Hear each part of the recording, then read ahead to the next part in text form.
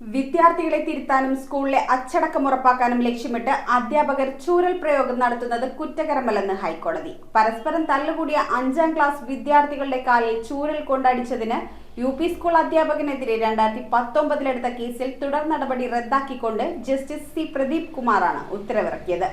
ഇത്തരം കേസുകളിൽ അധ്യാപകരുടെ ശിക്ഷാ നടപടിയുടെ ഉദ്ദേശശുദ്ധി കൂടി പരിഗണിക്കേണ്ടി വരുമെന്ന് കോടതി. വിദ്യാർത്ഥികളെ തിരുത്താനും സ്കൂളിലെ അച്ചടക്കം ഉറപ്പാക്കാനും ലക്ഷ്യമിട്ട് അധ്യാപകർ ചൂരൽ പ്രയോഗം നടത്തുന്നത് കുറ്റകരമല്ലെന്ന് ഹൈക്കോടതി ആവർത്തിച്ചു വ്യക്തമാക്കി. തല്ലുകൂടിയ 5ാം ക്ലാസ് വിദ്യാർത്ഥികളുടെ കാലിൽ ചൂരൽ കൊണ്ടടിച്ചതിന് യു.പി. സ്കൂൾ അധ്യാപകനെതിരെ 2019 കേസിൽ തുടർ നടപടി റദ്ദാക്കിക്കൊണ്ടാണ് ജസ്റ്റിസ് സി പ്രദീപ് കുമാർ ഉത്തരവിട്ടത്. കുട്ടികളെ തിരുത്താനുള്ള അധ്യാപകരുടെ ഉത്തരവാദിത്തം അംഗീകരിച്ചുകൊണ്ടാണ് രക്ഷിതാക്കൾ കുട്ടികളെ സ്കൂളുകളിൽ ഏൽപ്പിക്കുന്നതെന്നും അധ്യാപകന്റെ സദുദ്ദേശം കുട്ടികളുടെ രക്ഷിതാക്കൾക്ക് മനസ്സിലാകാത്തത് ദൗർഭാഗ്യകരമാണെന്നും കോടതി അഭിപ്രായപ്പെട്ടു. പരസ്പരം തുപ്പുകയും തുടർന്ന് പ്ലാസ്റ്റിക് പൈപ്പ് കൊണ്ട് തമ്മിൽ തല്ലുകയും ചെയ്ത 3 കുട്ടികളെ പിടിച്ചുമാറ്റാനാണ് അധ്യാപകൻ ചൂരൽ പ്രയോഗിച്ചത്. ഒരു കുട്ടിയുടെ രക്ഷിതാവ് നൽകിയ പരാതിയിലാണ് വടക്കാഞ്ചേരി പോലീസ് കേസെടുത്തത്.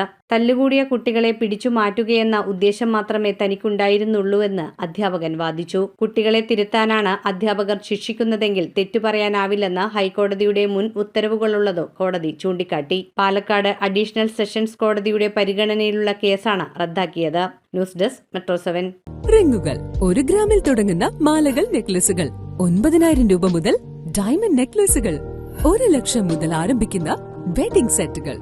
കൂടാതെ നിങ്ങളുടെ പഴയ സ്വർണത്തിന് ഏറ്റവും ഉയർന്ന മൂല്യവും. Maharaja gold and diamonds